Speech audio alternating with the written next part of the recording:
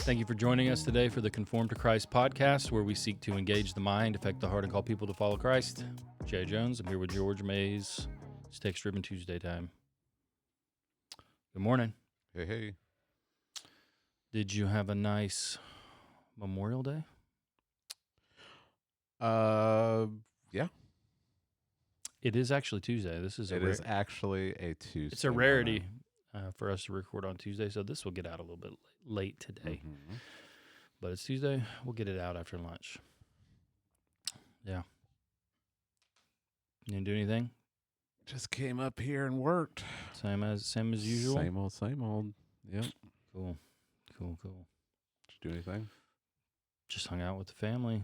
Went on a walk in the refuge, wildlife refuge. It's pretty fun. Mm-hmm. There's cool places out there, George. Y'all think you're going to have to get out there sometime. Larry had been telling me about this stuff for like years. Yeah. And I never went. I went yesterday to a pretty cool place.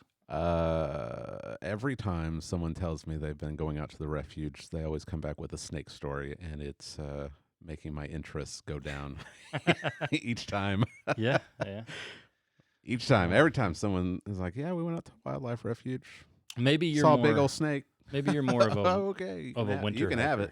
You can have it. Yeah. You can get out there in the wintertime.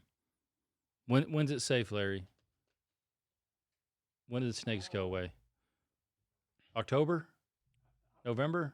The soldier that lost his leg got bit in February. Oh, You see? never mind. He said, Larry just said, we need to get Larry a microphone because Larry just said the soldier that lost his leg out there got bit in February. I'm guessing it was a warm day though, huh? I'll be sure to go out there, Larry. Pick you a nice cold day and go check it out, George. Yeah. Or you could borrow Larry's snake pants. Mm-hmm. He's got snake pants. Yeah. Yeah, everyone keeps telling me about all the snakes that they see. And Yeah, we saw a little snake. no, thank you. We saw a little copperhead yesterday. Yeah. It was right there. Right off the path. We didn't know it was there. It was just lying still like a twig. Hmm. Yeah. That's it. Yeah. Well, did you get any feedback? Because George preached on giving. So if you have your Bible, you want to go to Malachi chapter 3, looking at Before verses we 6 start, to 12. before we talk about giving, we got to talk about the best news. That's the best baseball news in like decades.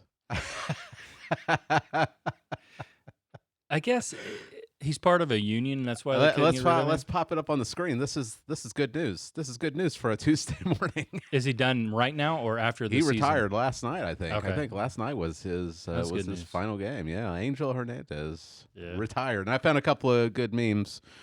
Every baseball fan putting aside their differences to celebrate Angel Hernandez. That's hilarious. Yeah, Bloods and Crips. And then retirement was the best call that Angel Hernandez made in his 30-plus year career as an umpire. Yeah. He missed, 151 calls last year, I think is what it was.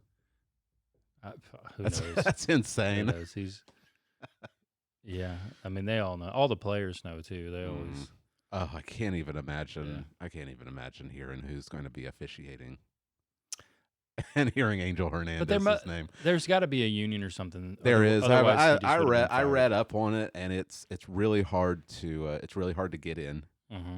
but then it's really hard to get out. It's really hard to get fired because of the union. Which I don't know how he got in the first place. George, how this guy. Maybe we should. The things I read about how hard it is to become an umpire. I don't know how this guy even got in. Yeah. But did you read his retirement No. thing? You know, he sued Major League Baseball 10 years ago, 15 years ago? I don't know. I don't remember. He sued them for lack of diversity. Because he wasn't getting picked to do like postseason games. Yeah. And he was blaming it on I don't know where he's from. I don't know, but I can't remember where he's from. He looked pretty white to me. Okay. I'll just let that one go. Yeah. He said for lack of diversity, and not because he's just a terrible umpire. But anyway, in his statement announcing his retirement, he like said that he's seen a lot of good things in major league baseball improvements, Uh-huh. including diversity. Uh-huh. And I was just thinking, baseball is like the most diverse sport. No, it really is. The Yeah. only other sport I can think of that might be more diverse would be soccer. Yeah. I can't think of any other sport that would be more Right. diverse than baseball. Right. I mean, you've got people from Korea, all over the world. Korea, playing Japan, baseball. Europe, of course, all the Dominican, Mm-hmm. Puerto Rico, Mexico. Yeah, you got people from everywhere, man. Well, you know who to thank now. Venezuela, You know who to thank for that. Cuba. now. Angel Hernandez. Yeah, he did it. He did it. Yeah. Anyway, yeah. First thing that my son said when he came out of his room this morning was not "Good morning," not "Hello." It was, "Did you hear the news?" Yeah, I heard the news. Of course, I heard the news.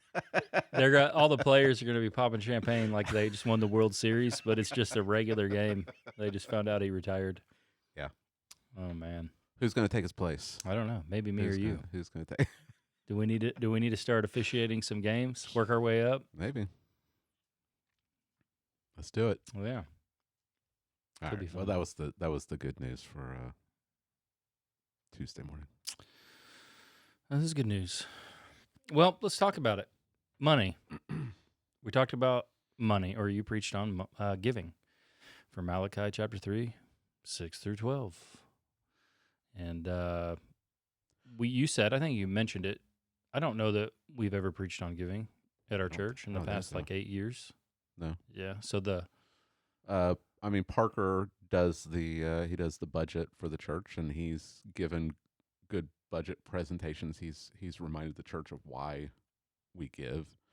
I mean, he does an excellent job with the church finances and the budget, but an actual sermon, I don't think so. I don't think we've ever.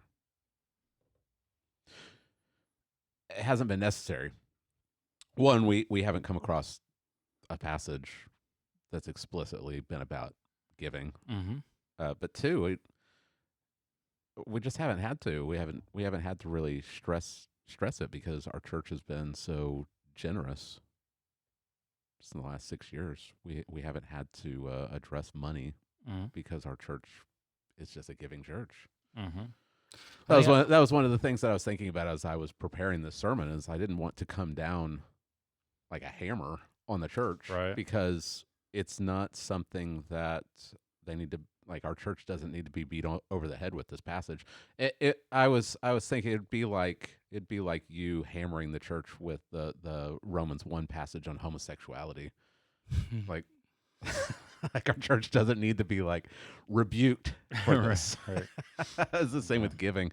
Our church doesn't need to be rebuked for lack of giving because they've been so generous. So I didn't want to come out Yeah. There were like some admonishing them, even though this is a word of I guess encouragement to our church. Yeah. To continue giving. There were a few on money in general, or really from the negative sense from Ecclesiastes. Ecclesiastes, yeah.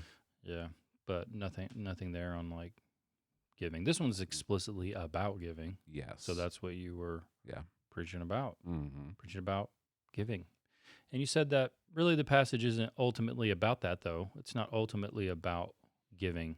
It's ultimately about worship. Mm-hmm. So, yeah. And your kind of phrase that I put in quotes in my notes is giving is a gauge.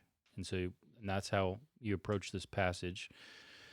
3 areas in which your giving is a gauge, and really a gauge of your worship. Mm-hmm. And that's how we're going to work through the text. So, yeah, and that's what the whole book is about.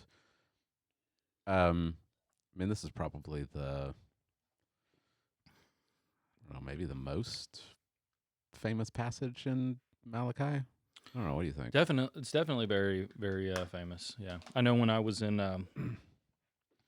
hermeneutics class back in the day, which seems like a millennia ago, um, we had to write like a in-depth analysis on like a passage, Mm. and so I picked this one, Okay. and so it was fun, and it was good to do that. And as we'll get into it, we'll see part of the understanding is like where are we at God in God's the historical redemptive arc of the Bible. Mhm. And if you aren't, I mean, the amount of people that abuse this passage is absolutely insane. Oh yeah. And Oh, I absolutely. think you probably have some I got examples a few. of that. I got a few videos. It's not necessarily about this passage, but just about giving in general. Right. And how one of the places they go wrong is preaching this like we're members of the old covenant, Mhm. and this is an actual law to give a tenth, to give a tithe. Right.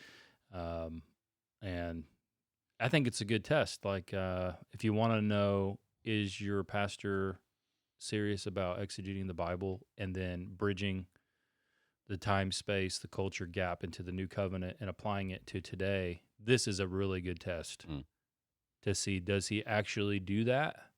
Does he really understand where we are? Did I pass the test? Yeah, you did. Okay. You did well. That's good. Yeah, Um, it's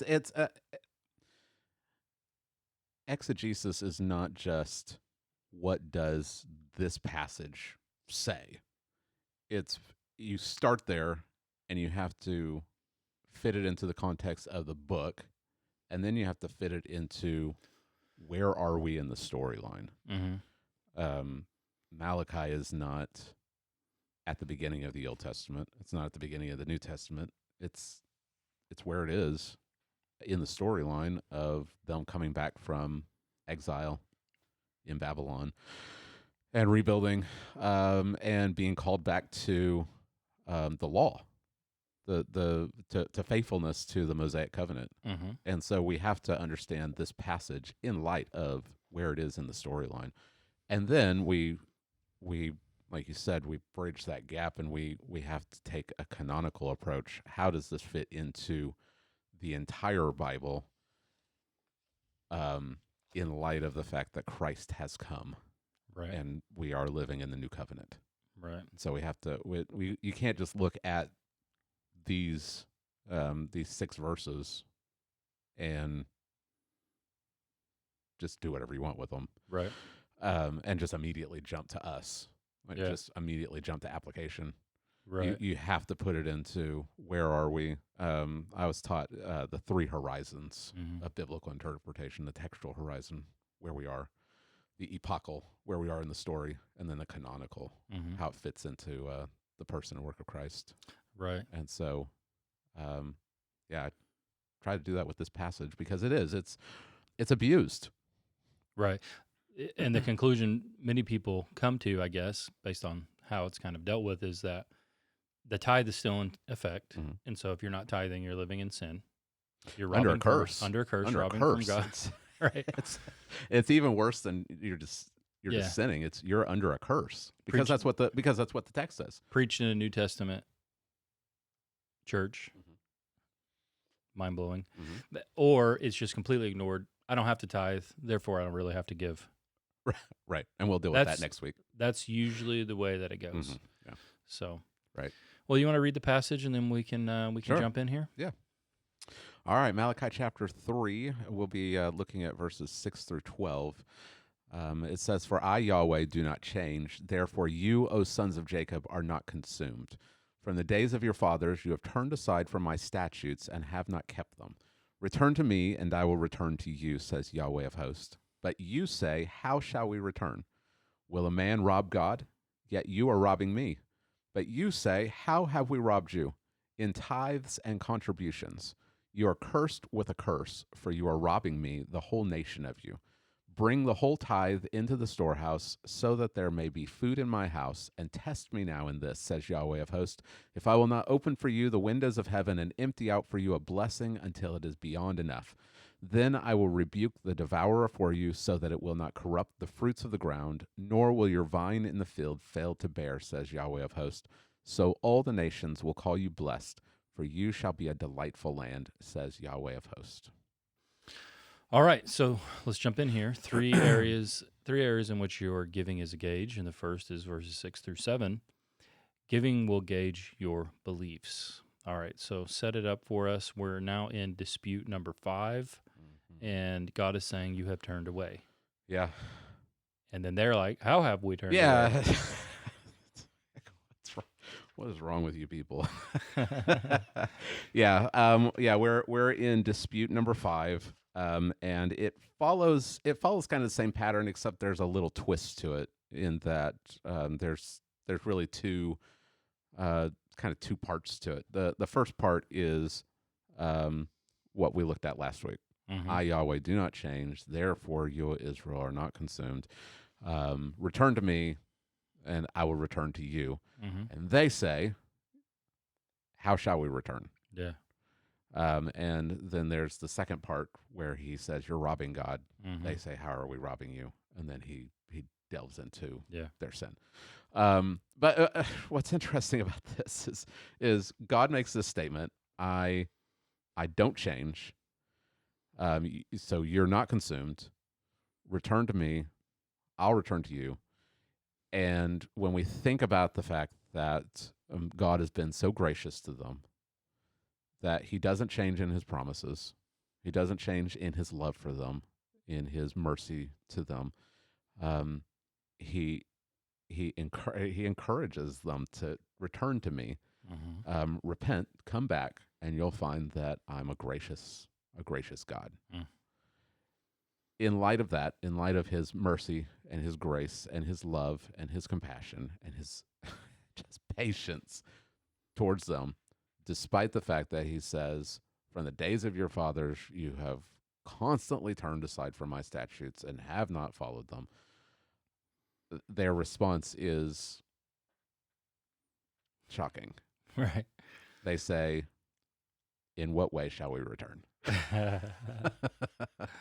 And to really grasp this, you have to remember that this is not chapter 1, verse 1.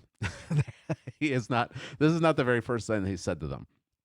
He's accused them of bringing their shabby sacrifices, of the priest accepting them, of the priest failing to teach the law, but also failing to keep the law.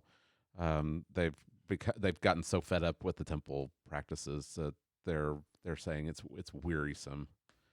He's even telling them, I wish there was one priest that would just shut the doors to the temple and just turn off all the lights. They are divorcing their spouses and marrying pagan women. They are accusing God of changing his standards of justice and even delighting in evil people. And then they have the gall to say, return? How are we going to return? In what way are we going to return? And that question really reveals the heart of Israel's problem, is that they are, I guess, purposefully oblivious. Like, this is a disingenuous question. So that it doesn't receive an answer. It shifts into the next section of the dispute. So God just makes another statement. He doesn't answer that question because it really is a stupid question.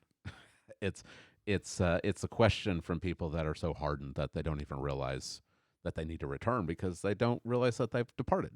They're so hardened in their sin that they haven't. They just don't even know how to return. They're not believing God's word. They're rejecting his prophet, who's already confronted them in their sin, and they're like a kid that you confront with doing something wrong. Yeah, and they say, "What did I do? All right. What did I even do wrong?" Yeah. And it's revealing that they've forgotten who God is. They've forgotten their sin. They've forgotten his grace. They have forgotten his word. And he's going to shift to money. He's going to shift to giving. And it's going to show that this attitude of them saying, "How shall we return?" It's going to be gauged by their giving. Like their giving is a heart problem. Why aren't they giving the way that they should? Well, it's because they've forgotten God's grace. They've forgotten who God is, and they've forgotten what He's done for them, and so they don't even see a reason to give. And that could be a problem for us too. Why do Christians not give? Well, it could be because you've forgotten how much God has given for you. If we remember that we were hopelessly lost in sin, if we remember that our sin was going to send us to hell forever, and if we remember that God in His grace has sent His own Son into the world, not as a king, but as a poor person, to bear the shame and reproach and guilt and punishment for our sins on the cross. If we remember that, as Paul says in 2 Corinthians chapter 8, that you know the grace of the Lord Jesus, that though He was rich, for your sake He became poor, so that by His poverty you might become rich. If you remember those things, then no one's going to have to manipulate you into giving money. No one's going to have to guilt you into giving. And not really speaking of being rich, because Word of Faith people would use that same verse to say that God intends for you to be rich. See, Right. George, look here. It even says Yeah. Christ came so we could become rich. Yeah. Yeah. Well, again, we don't have time to do the whole context of 2 Corinthians chapter 8, but you have to remember that 2 Corinthians chapter 8 is also not chapter 1, verse 1. Right. He's already built this big theology of how God is parading Paul around in triumphal procession, and that the riches that he's talking about are not material blessings. Right. They are the blessings of being reconciled to God in Christ. Yeah, that's what Christ in His poverty has done to make us rich. Yeah, to be paraded around in triumphal procession is to be having been taken captive. Right. That's what the Roman army would do. They would take people captive, lead them into Rome in triumphal procession, chained to each other, and that's how Paul talks about himself. Yeah. Yeah. So the riches that we get from Christ are not money. I wanted to say it. I wanted to give it, and I didn't know exactly where to put it. But this that's what this podcast is. But for, I did say it in the sermon. I don't remember where I said it. It was the Creflo Dollar tweet. Oh yeah. It's the Creflo Dollar tweet that he gave. In 2011? Is that when he? I don't know. Creflo Dollar. He said all kinds of crazy stuff. Yeah, Creflo Dollar, he has the most ironic last name for a prosperity preacher. Indeed. In 2015, he tweeted, "Jesus bled and died for us so that we can lay claim to the promise of financial prosperity. Hashtag prosperity in Christ. Hashtag wealthy living. Hashtag abundant life." Yeah. He got a lot of pushback. I'm from sure. That tweet. From that tweet. Yeah. That Jesus bled and died so that you could have financial prosperity is just absolutely blasphemous. Right. Jesus did not die so that we would have financial prosperity. All the apostles have entered the chat room. Right. Right. Yeah. Yeah. But that's what a lot of these health and wealth preachers want you to believe. Yeah. Is that Jesus died so that you could be financially blessed. And we'll get to that in a minute when we get to the last couple of verses in this passage. But if we would, the Israelites, they should have realized that God has done so much for them in rescuing them from Egypt, sustaining them through the times of the judges, the kings, bringing them back from exile in Babylon. Yeah. that God doesn't change, that He's still going to be true to His word. They should have freely given. Mm-hmm. And how much more for us? How much more for us? We've been saved not out of Egypt or Babylon. We've been saved from our sin. We've been saved from hell. Mm-hmm. If we would remember that, if we would really meditate upon those truths, then we wouldn't say, along with the Israelites, well, how should we return? Like, what do you want from us? Right. You wouldn't have to be guilted into it. Mm-hmm. But if you think that God is stingy, then you're going to be stingy too.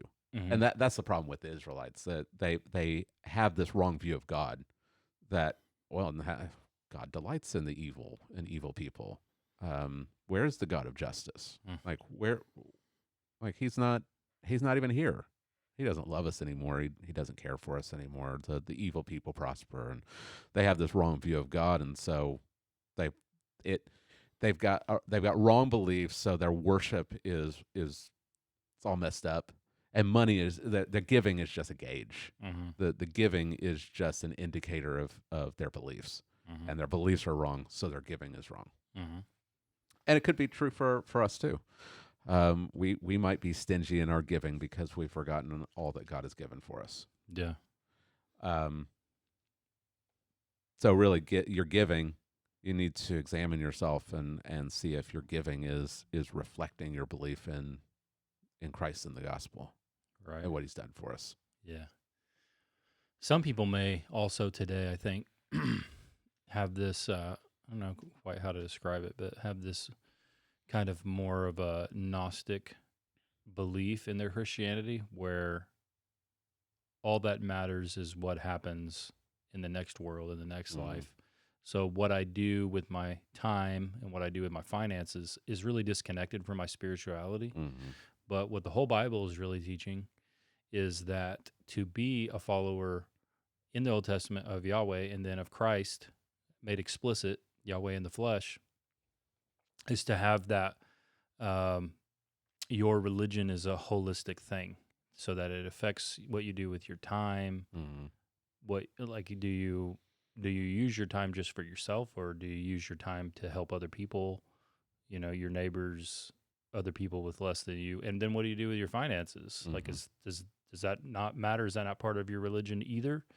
And so it doesn't matter what you do with that. So it's like compartmentalized into these things. I have a religious life and I have a regular life. And in my regular life, I spend all my time and my money on myself. Right. But I do give devoted worship to God on Sundays, so that counts. That checks the box. Yeah. But you can't separate any of them. Yeah, they're all together. And that's what Malachi is doing. That's what this book is really doing. It's showing us that worship is more than just what you do on Sunday morning. Like, it's part of your entire life, and the different things that you're doing in those different compartments of your life are really interconnected with your worship towards God. Right. So, like, he's already talked about marriage. Like, marriage is part of, like, your marriage is going to be a reflection of your worship. Your money, your giving is going to be a reflection of your worship. Right. And if you have wrong beliefs about who God is, if you have wrong beliefs about the gospel, you're not thinking of the fact that God has been so gracious to you, then it's going to be reflected. Mm-hmm.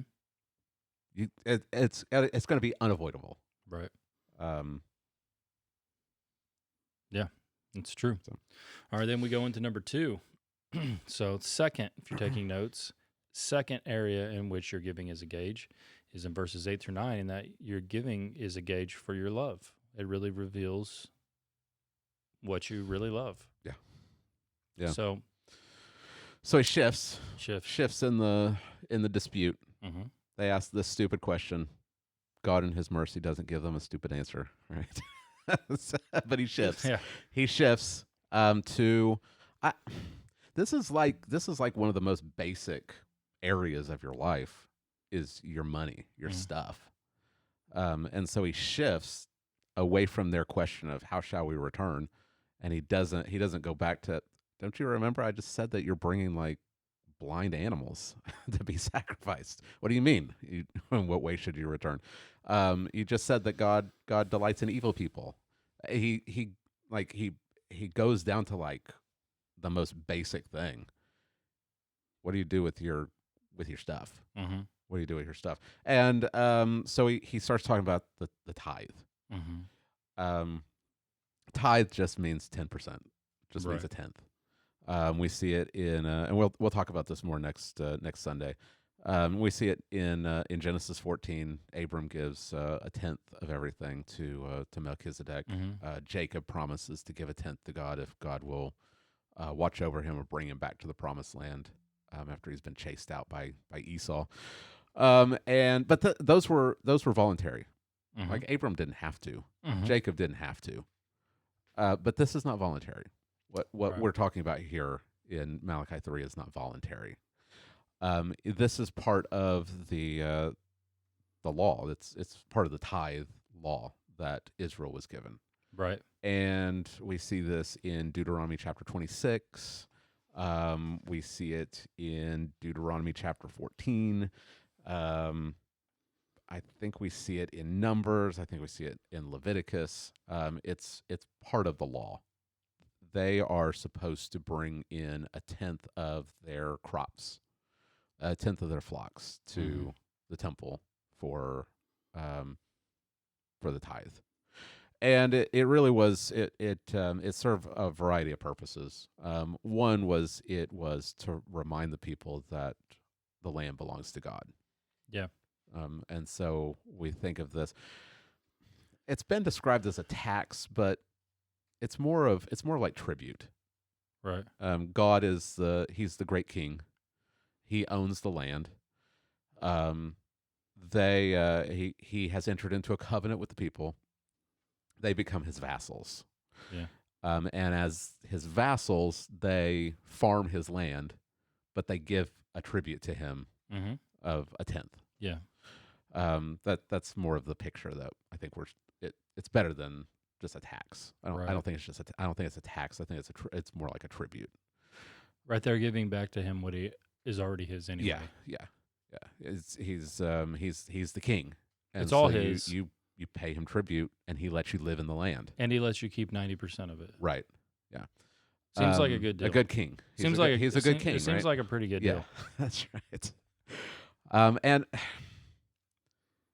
there's some debate over like what the tithes are. We can talk about that next week. But some of the tithes they actually were allowed to like eat and enjoy in their town. Yeah, they show up to town and they are to have a big party. Yeah, it's like a party. You To have bring a you feast. bring the tithe, and it's like a community.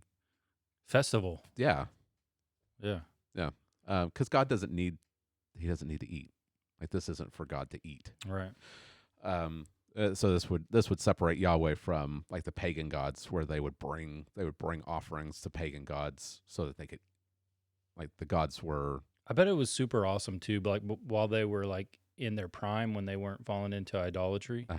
I imagine it like at the end of World War II. When was that?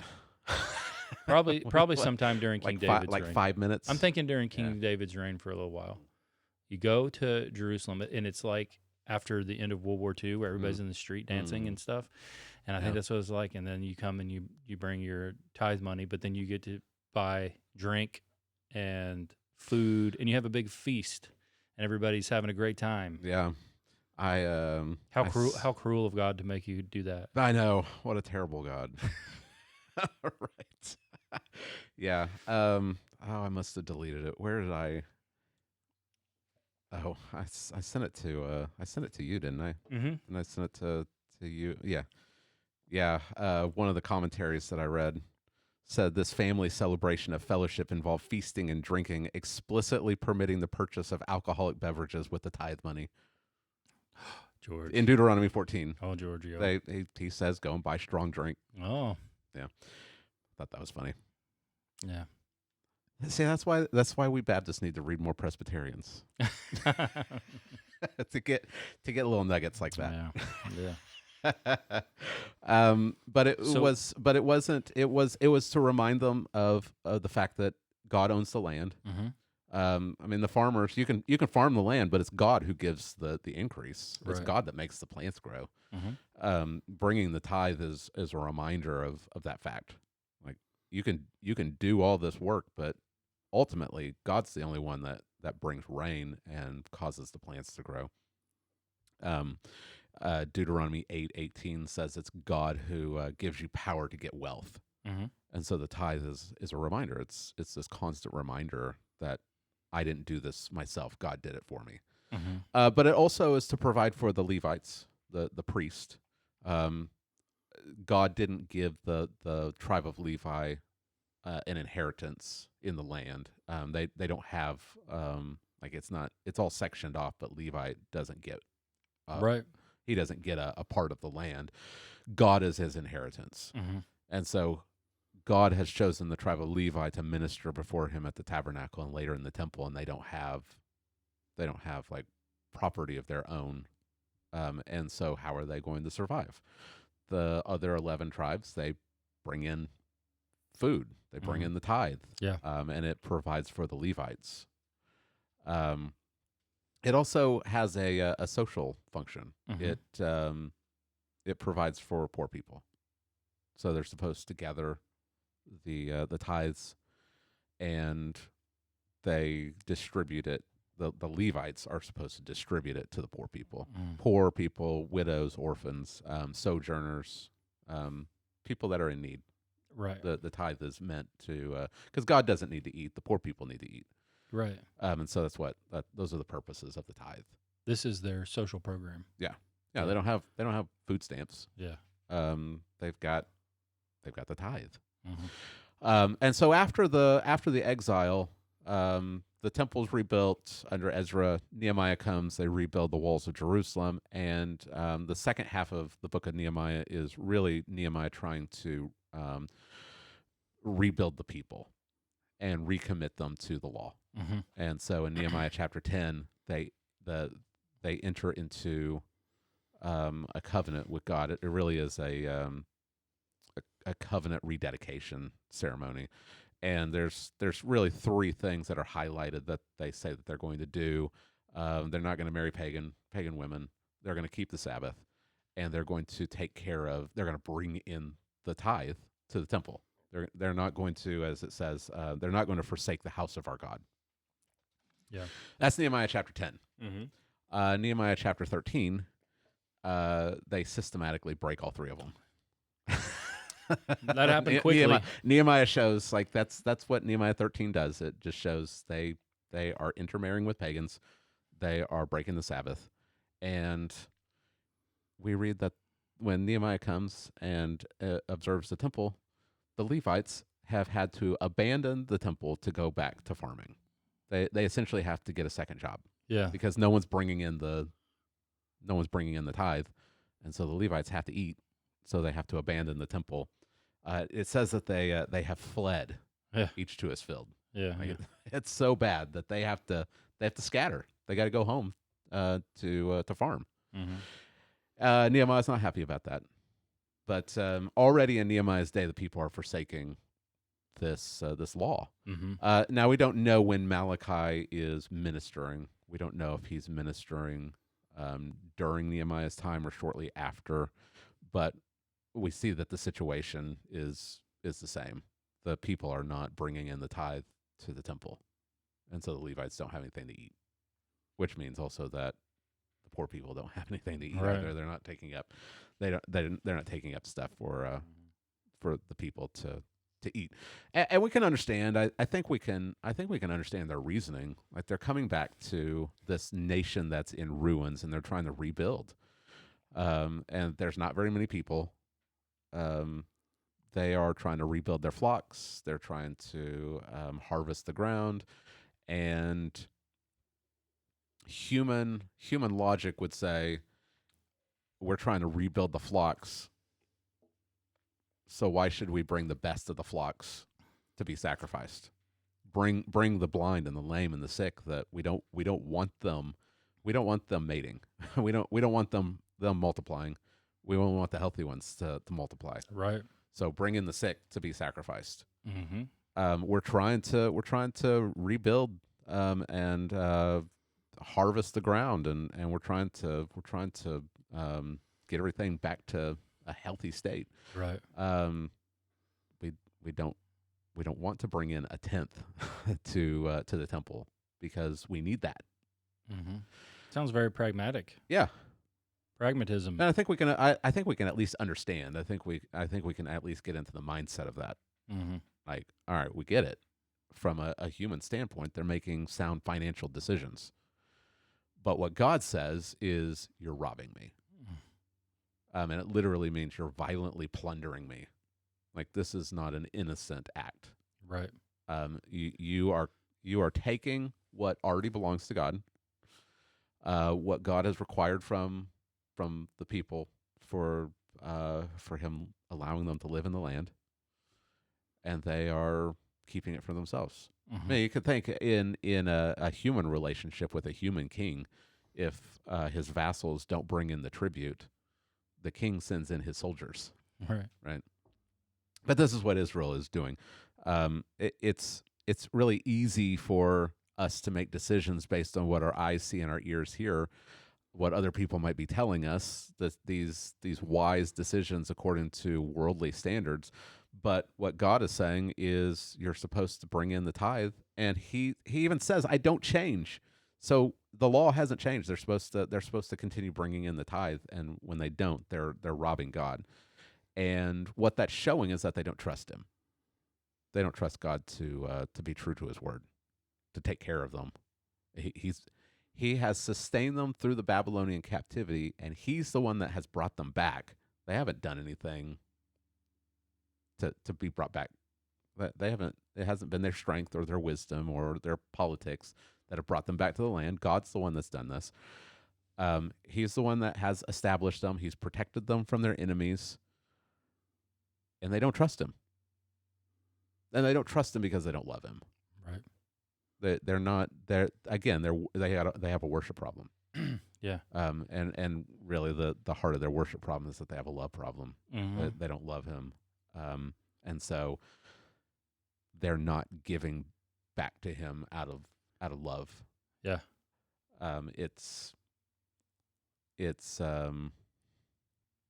They're having to be strong-armed Yeah.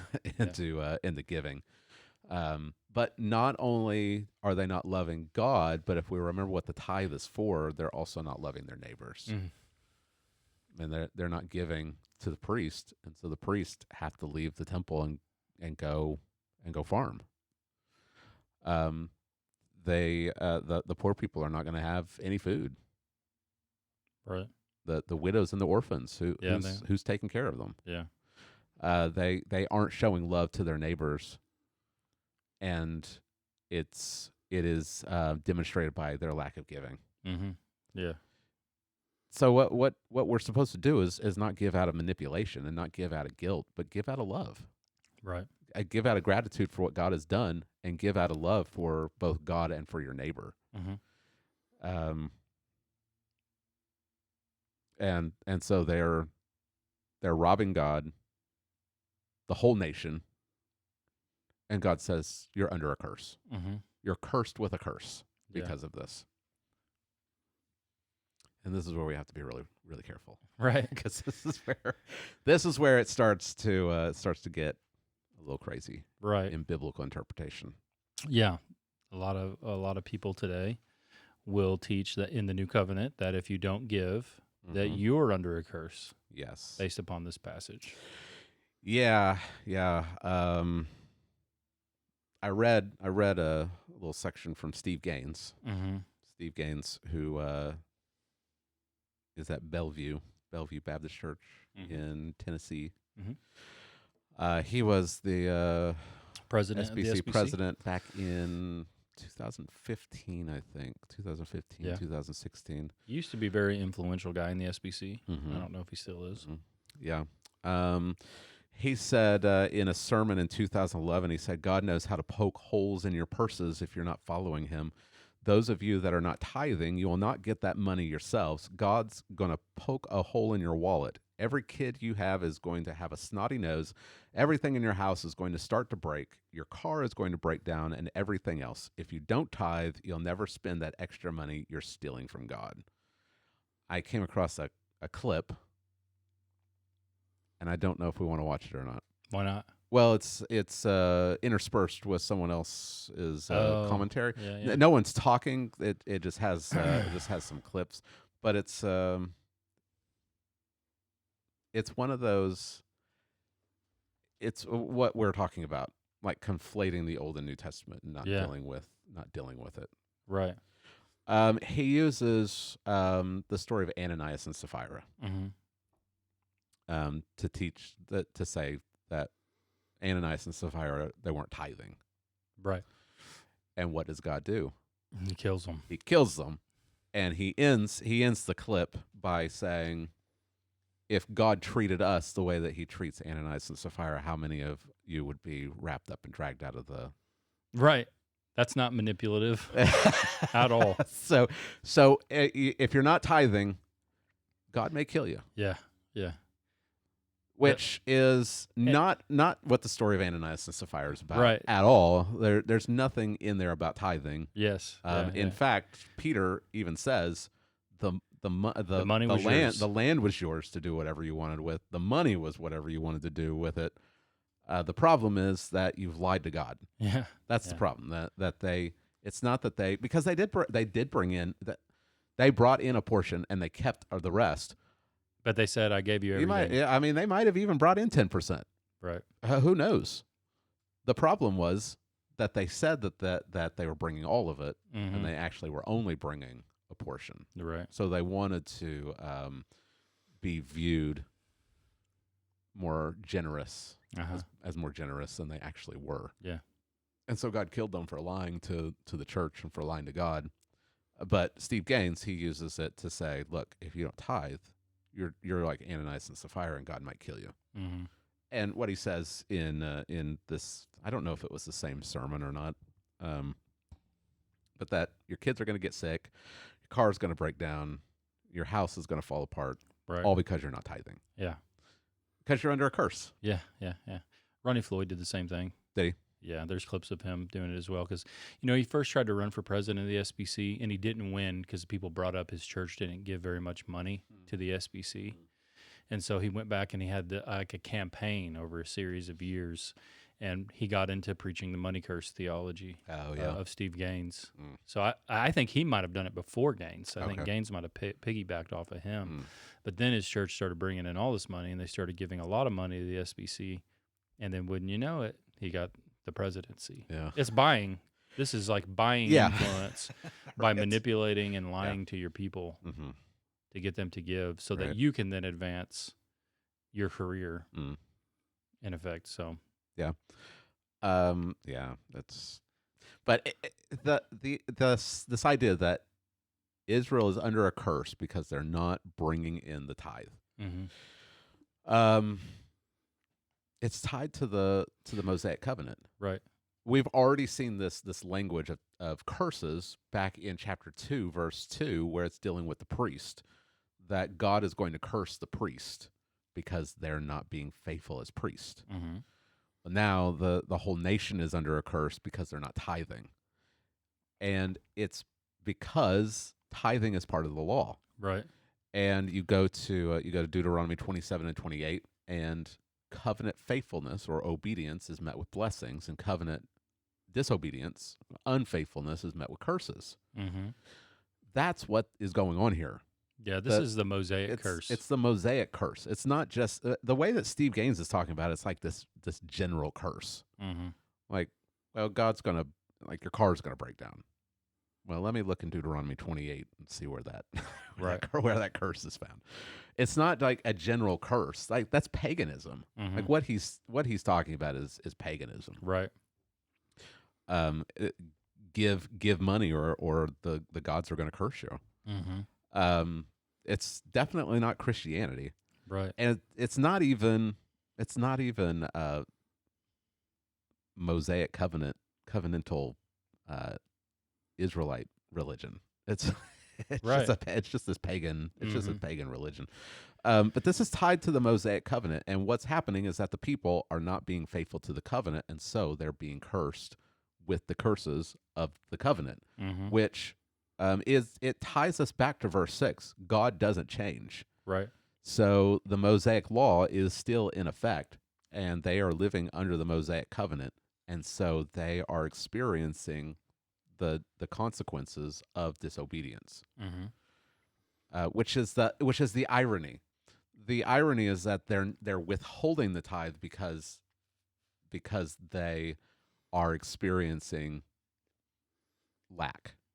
Right. They're experiencing drought or locusts or whatever it is that is still causing them to struggle with their crops. Mhm. So they're withholding, but the irony is that they're experiencing those things because they're withholding. Right. If they would give the tithe, if they would be obedient to the covenant, then they actually would experience blessings. Right. But right now they're experiencing curses. Mhm. But the problem with guys like Steve Gaines and Ronnie Floyd and others, And countless word of faith guys. yeah, saying that you're under a curse because you're not giving, is you're putting the church under the law again. Mhm. You're saying you as a Christian aren't keeping the law, and so you're cursed. And that's not New Testament.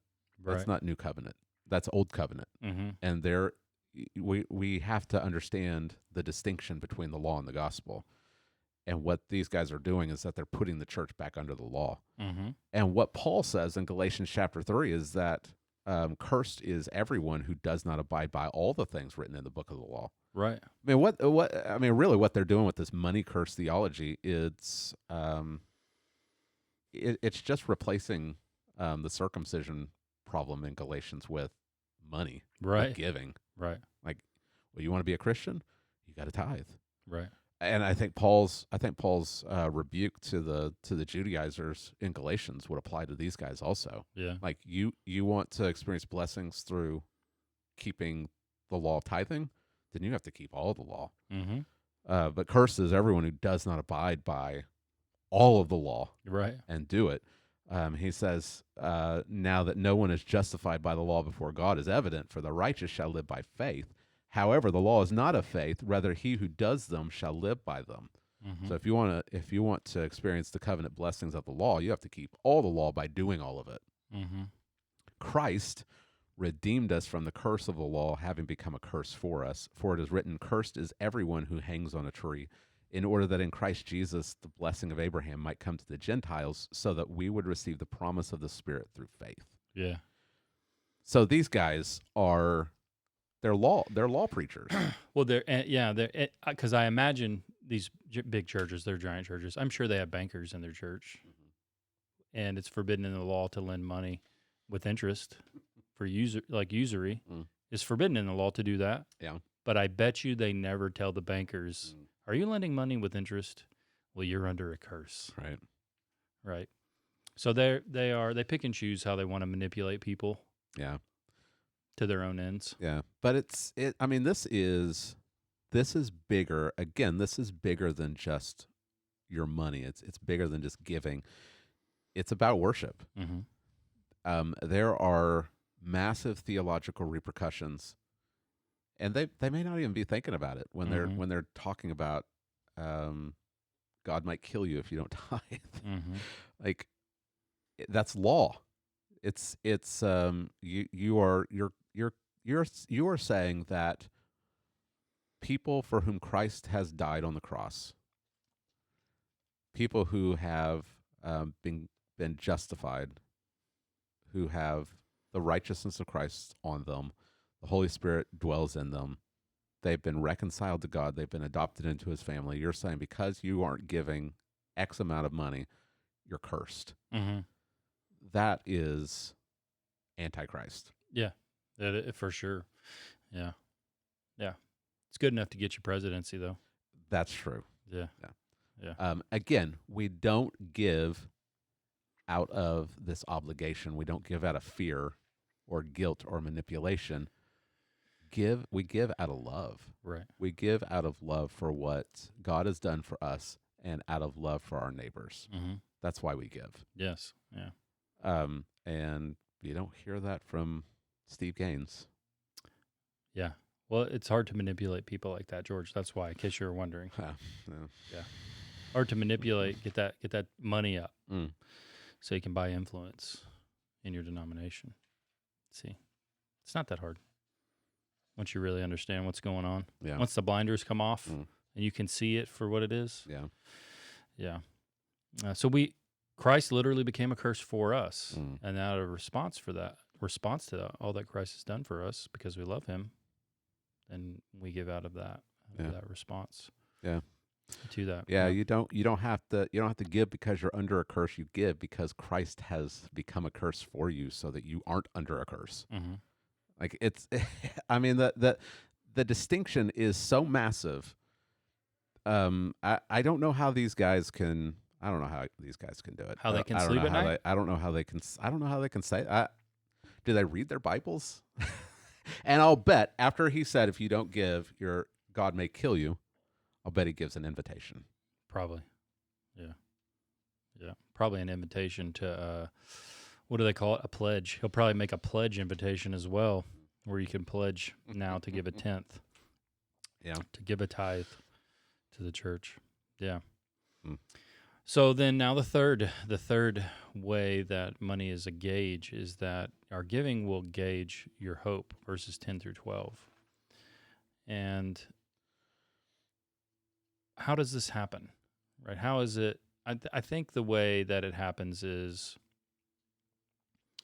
kind of like you brought it up toward the end, so I don't want to bring it up at the end up front if that's going to ruin how you're going to explain it, but where Jesus is talking about wealthy and he tells people to not store up for themselves treasures here, Right. where moth and rust destroy, but store up for yourself treasures in heaven. Mm-hmm.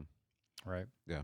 So your hope and where you were driving at is if it reveals something about, like, if you think I need all of my money because if I give money to God, then I don't have money for this. Mm-hmm. That's kind of what this reveals. Like you Yeah.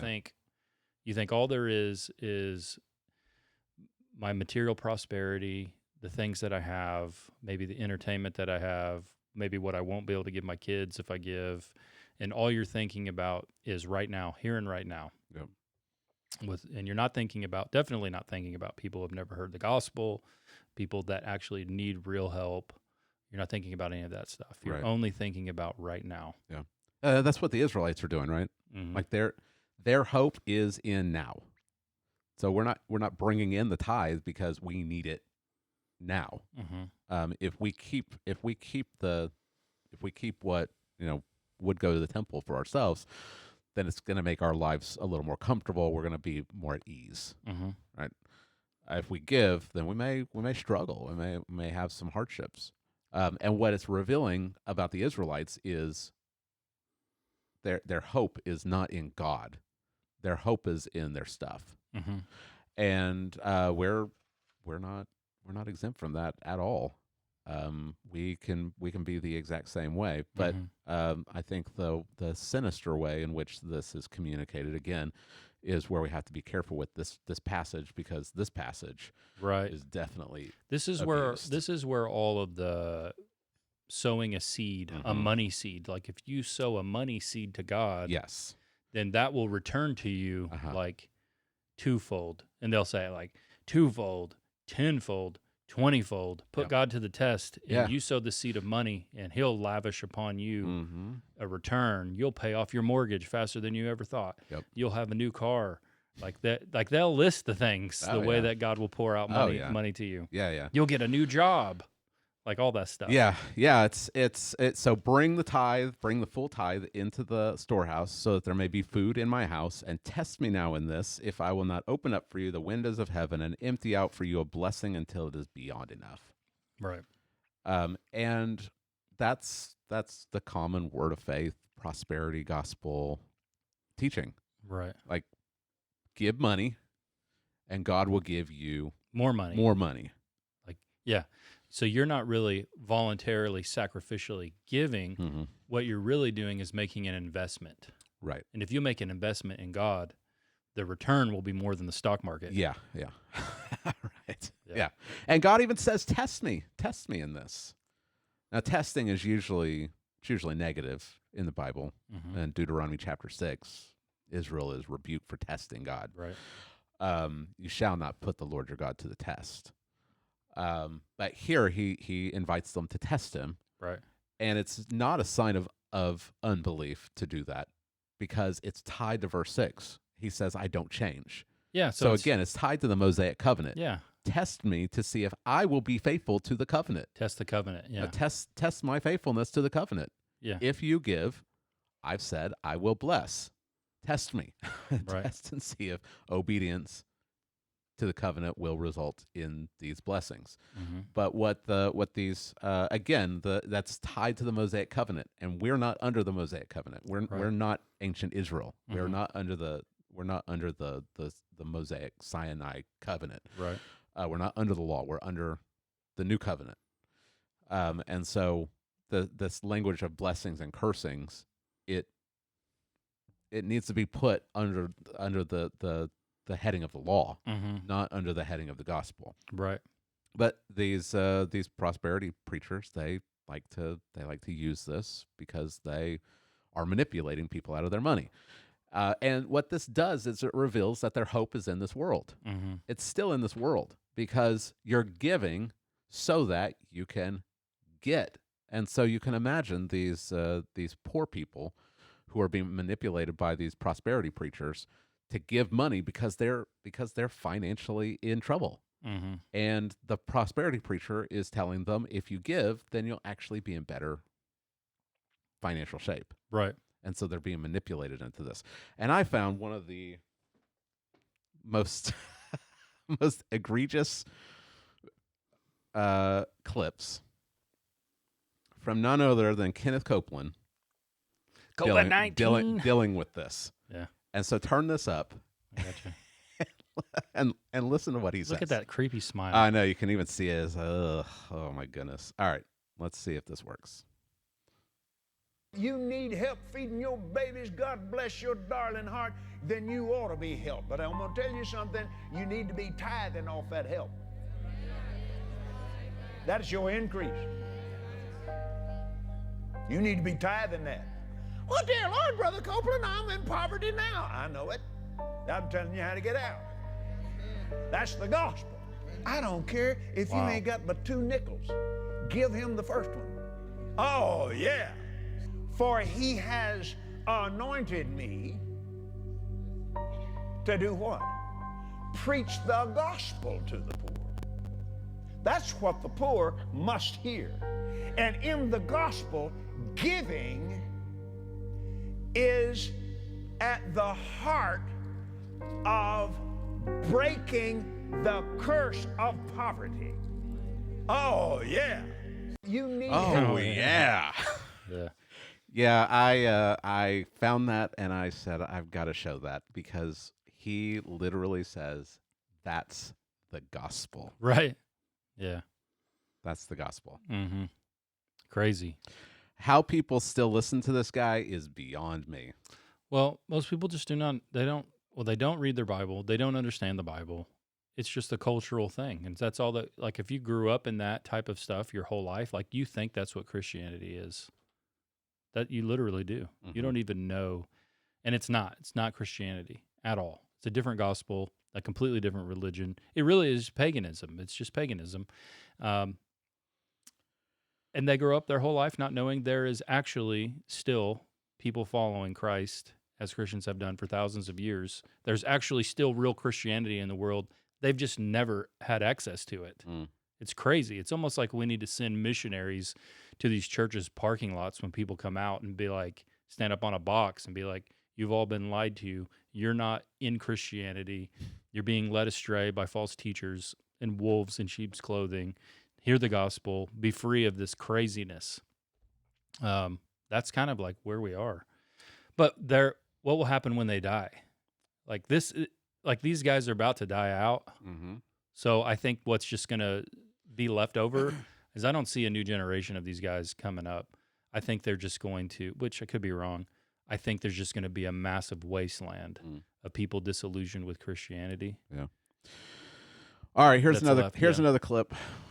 Here's the clip that I mentioned at the beginning of my sermon. Okay. With the Raging Cajun, Jesse Duplantis. Here we go. I honestly believe this, that the reason why Jesus hadn't come is because people are not giving the way God told them to give. You see what I'm saying? He said, I mean, when you understand That's good, it, brother. you can speed up the time. I was on television. He said, I heard you was a millionaire. I said, that's not right. That's not true. He said, yes, it is. I said, no, it's not. Multi. Add that to it and you'll be all right. Oh, he couldn't handle that. He like to have had a fit. And I said, you mess with me, I'll buy this station and I'll fire you. Yeah. Oh, he didn't like that, did he? You know, that was a little fleshy, but it felt good. Just did. You know, I'm not saying it's wrong. So I realized that I will not move people emotionally to give. Right. No. I'm going to have people move according to the Word of God. What is God saying to you? What? Okay. And I really believe this. If people would call this number and put this victory all over the world on every available voice, every available outlet, God, the Father, he would say, Jesus, go get him. Yeah. Because you see, he wants to see us as much as we want to see him. You see what I'm saying? And so what has hindered all these things is, it's because people are not doing in the financial realm, because we live in an economic world, what God's called them to do. You know, he's called us to do that. So I don't have a problem with giving. I don't have a problem with receiving. It doesn't make any difference. Because I just made up my mind. I want Jesus to come. Now, they said, do you own a jet? Yes. You can have it the day after the rapture. It's yours.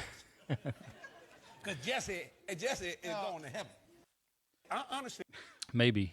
I don't know. I'm skeptical. I've got my doubts. Yeah, I'm skeptical. Of Yeah, that. I've got my doubts. Yeah, it's that kind of manipulation that is just, man, it is so wicked. It's just so wicked. Oh yeah. Yeah, it's insane. And then I read this thing from Ed Young Jr. Are you familiar with Ed Young Jr.? He's kind of fallen off the map. Yeah. He used to have a website called pastorfashion.com. Yeah, he did. Yeah, he did. Where he taught pastors how to dress real sleek. Yeah. I don't think he has it anymore. First time I ever heard of him was not long after I was converted, actually. And we knew some people that lived in Texas, and they were like, oh, when you come down, we go to church at a Young Junior's church. And I was like, okay. Ooh. I was like, okay. They were like, you've never heard of him? He's like, major cult action. You've never heard of him? No, I've never heard of him. Sorry. What do they have? They probably have 10,000 at their church or something. I don't even know. Yeah. This is the guy that he preached a series of sermons on marriage and sex with him and his wife in a bed up on top of their church. Oh, it's so cool, George, though. It's so cool to have a prop of a bed. Can you just see how cool it is? Invite your friends to come to church and see a pastor in a bed. That will make a non-believer go, yeah, Jesus is real. Like these guys are so stupid. I don't think these people have ever spent 5 minutes around non-believers. Yeah. If you can find his rant on Calvinism, it's well worth the watch.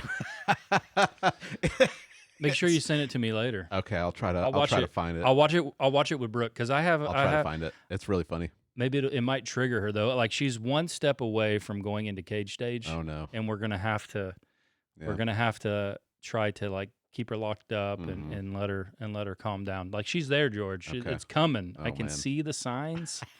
Like it's nearly She there. just needs to calm down a little bit. Yeah. Calm down. It's okay. We've all been there. It's Yeah. all right. But Ed Young Jr. In 2010, he preached a sermon on tithing. He called it the oh man, what did he call it? It was like the tithing long bomb or something. Like that was the that was the name of the sermon. Anyway, you have to, if you want to watch it, you have to really go looking for it. But he said, why? he just goes off on the it's a long clip that I watched, but he starts blasting them in the most ridiculous way. He says, why have you been coming to church if you're not bringing the tithe? What are you expecting? Just hang out at home, man. Play golf. You don't need to be here. What are you expecting, man? Are you crazy? You ain't going to get anything. It's not going to happen. You're just spitting in the wind. You're wasting your time, my time. You're taking up space here. You're just soaking up free air conditioning. But his whole point was, if you bring in the tithe, Yeah. then you'll get something. blessings. Yeah. And he even said at one point, I don't have to chase blessings. Blessings are chasing after me. Yeah. Yeah, they are. And this guy's out of all the guys that are like the prosperity type guys, Ed Young Jr. has got to be the most obnoxious. Yeah. Like, at least Kenneth Copeland is entertaining, Yeah. like in a creepy way. Yeah. But Ed Young Jr., he is just very, very obnoxious. The best way to understand, if you've never seen Ed Young Jr., I got the perfect description, okay? All right, so I want you to imagine a white college basketball player. We've all met them, but they walk and they talk like they're black people. Now imagine that person becomes a preacher. Okay. And that's how he is. And imagine he's 50 years old and he's trying to talk like he's... Yeah, that's what he does. Like that's why he sounds like that. A college kid. Yeah, that's why he sounds like that when you read it. Yeah. Yeah. That's literally him. Yeah. Yeah, he's super obnoxious. I think he was a college basketball player, actually. I think he was. Yeah, that explains it then. But back around the same time as this sermon, his church, Fellowship Church in Grapevine, Texas, it launched this 90-day challenge. And they promised that if you tithe for 90 days and God doesn't hold true to his promise of blessings, we will refund 100% of your tithe. I bet he didn't follow through. I don't know. I bet he didn't follow through on that. Can you even imagine? I mean, there's so much wrong with this. One, you've got this timetable, like 90 days. If God doesn't do it in 90 days, and two, that give so you can get, and if you don't get, then we'll refund your money. Like, that says a lot about the church and a lot about the people that are giving. And it reveals where their hope is. Right. Their hope is not in God. They're not the biblical God. They're looking more for like the genie.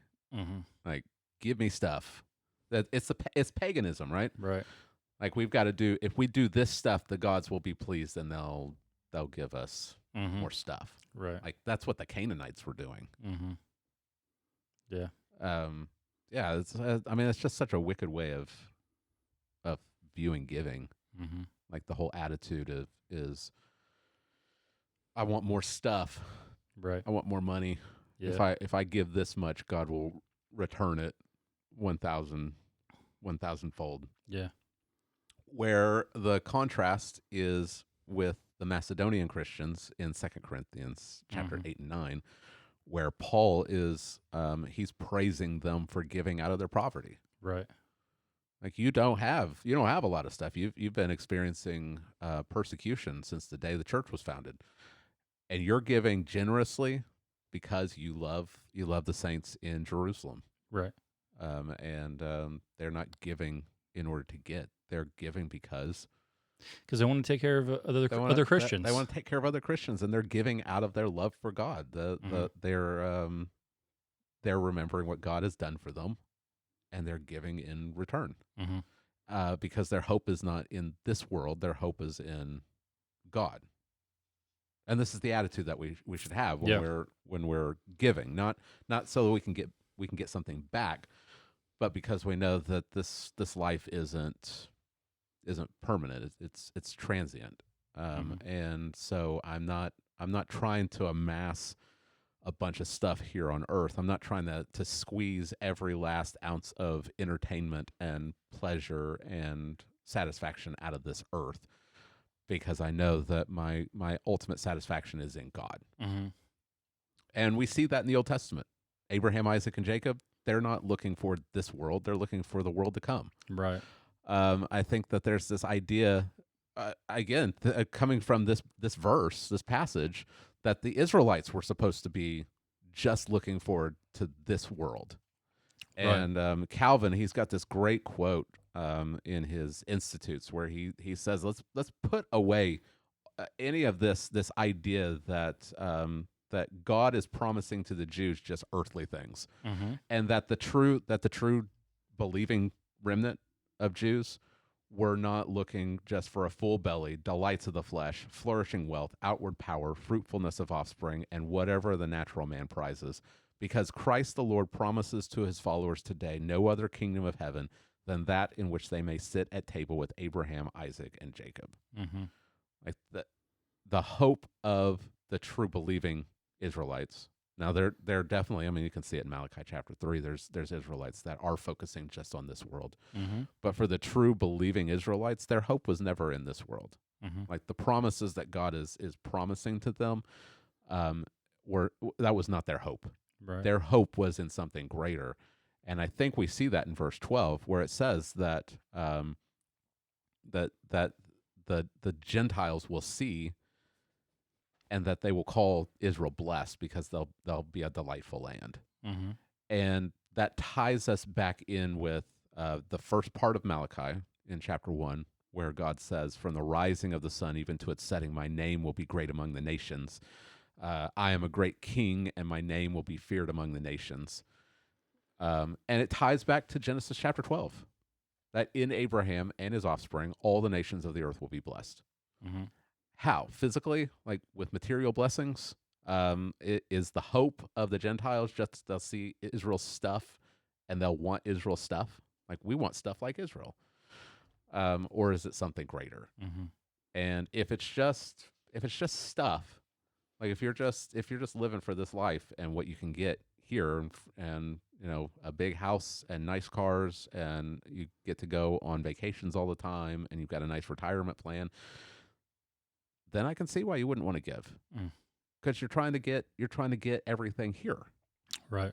But if you remember that this life is just a momentary time, and that there's something greater, there's eternity on the other side, and that there are people in the world that have never heard the gospel, that you want your church to be discipled and built up, and you want to see the gospel go forth, and you know that by your giving, you're helping with that, then you'll give generously, and no one's going to have to manipulate you or guilt you into doing it. You'll do it because your hope is in Christ, and you want the world to hope in Christ also. Right.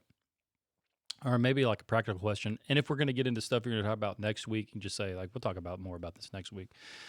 A good place, like a lot of people may not know where to begin. Say, like, I want to start. And I remember after I was converted, like we weren't giving to the church, but after I was born again, I was like, man, like I'm really selfish with all of my money. Like I need to be giving to the church. So for me, it was merely and I wouldn't impose this on other people, but it's kind of like a logical thing, I guess, for me. And I'm like, well, God said a tenth, and that seems very reasonable. It's only a tenth, like that's a small portion of everything you make. That seems reasonable. So let's try to start there. So we started looking at our finances like, okay, well, we need to pay off some debt here. And when we pay off that debt here, what we're not going to do is like go buy more stuff for ourselves or get a new car, right? Yeah. So we just decided we'll work toward that end to where we can give 1/10. Yeah. But not out of a legalistic thing or like to get stuff. It just seemed like a reasonable place to start. Yeah. And many people give well beyond 10%. Especially like maybe as they accumulate wealth. I know a guy, and I won't drop his name, but he has a goal to give $1 million a year. Now, he's not a member of our church, but that's actually a realistic goal for him. Yeah. And he won't give it all to one church. Like he supports missionaries and other stuff in other countries, and he gives to a variety of different churches. Right. But for me, that's kind of like a logical place to start. If it was okay with God to give that as a command, it must mean that it's a reasonable thing. That's how I started. What do you think about that? Yeah. Well, we'll talk about it a little bit next week, because we're gonna talk about, are Christians commanded to tithe? Because that's the question, right? Are you sinning if you don't give a certain amount. If you don't give a Right. tenth, are you sinning? Spoiler alert: I don't think so. I don't think we're under the tithe. But I think that it's a reasonable place to start. Mm-hmm. But if you aren't able to give a tenth, give what you can. Mm-hmm. Like that's found in 2 Corinthians 8 and 9, which we'll look at. Yeah. On Sunday, is don't give out of what you don't have, give out of what you do have. Mm-hmm. Yeah, I was always like very encouraged at my form. I don't know what people give at our church. Like, Yeah. We have one elder that like handles that Mm-hmm. stuff. But at my former church where I was like kind of like the organizational pastor, and I handled pretty much the running of the church and the finances and stuff. But we had one guy at the church. He was in seminary, and he didn't have anything. I mean, like he was poor. Like some seminary students are poor. Yeah. You know what I mean? And he would give, and I know it was well beyond 10% for him, but it was not very much money. Mm-hmm. Like it was hardly any. But then we did have other guys who were like in banking, and I'm looking and I'm like, I know how much you make. Like this is nothing for you. Like this guy who is poor is giving well beyond, like in God's economy, this man is way more generous than you, this rich man. Mm-hmm. Of course, I didn't like go confront him over it or anything Right. like that, but No, I mean, there's the Bible warns of the dangers of riches, because we do when we get more money, we start spending it on more stuff, and we get to where we like all that stuff. And if I were to cut back on that, I'd have to give. Then it would cut into the things that I have for my own pleasure. So there is a danger in riches.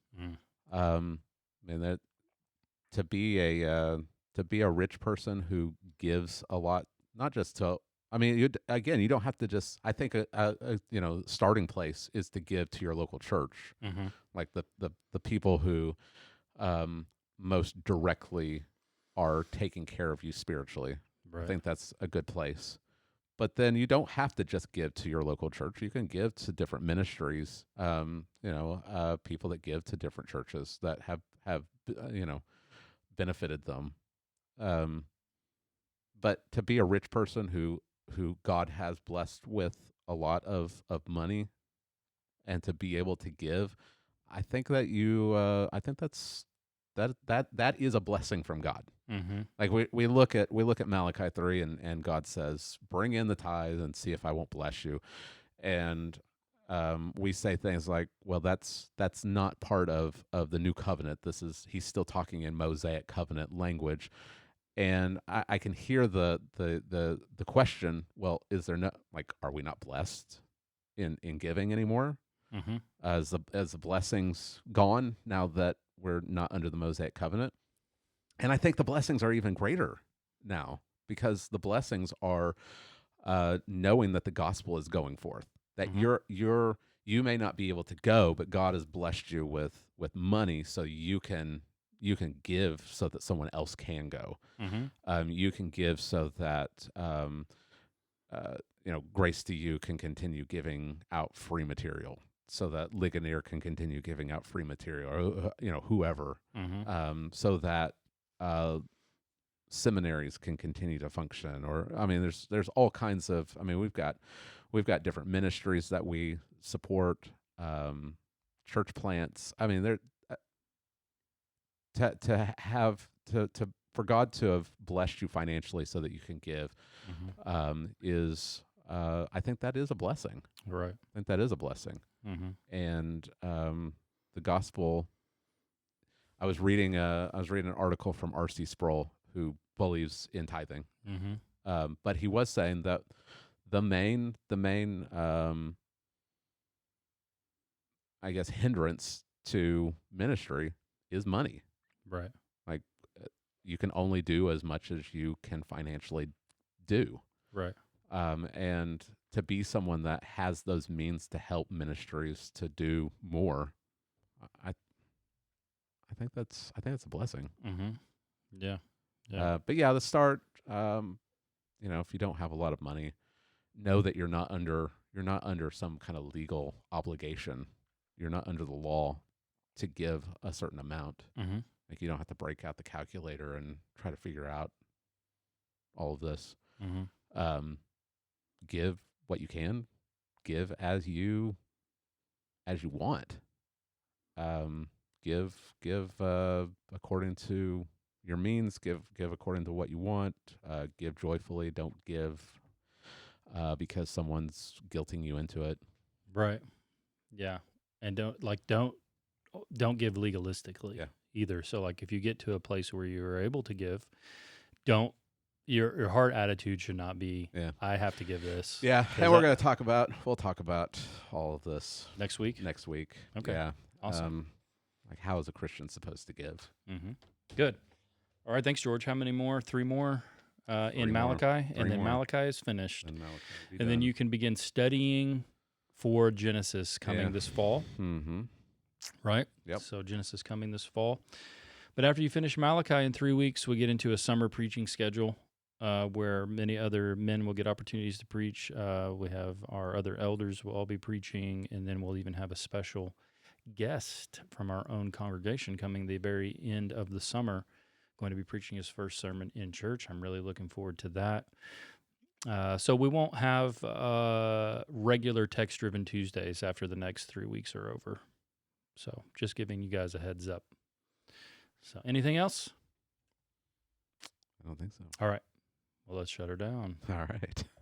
Thanks for joining us today for the podcast. Hope this has been beneficial to you. We're talking about some stuff maybe you haven't jumped into before, so I'd encourage you to go listen to the sermon. You can find our sermons and our podcasts all on our app, Christ Fellowship Church. You can download that in the iTunes Store or the Android Play Store. And you can find that and other material, past episodes that were popular. They're all there.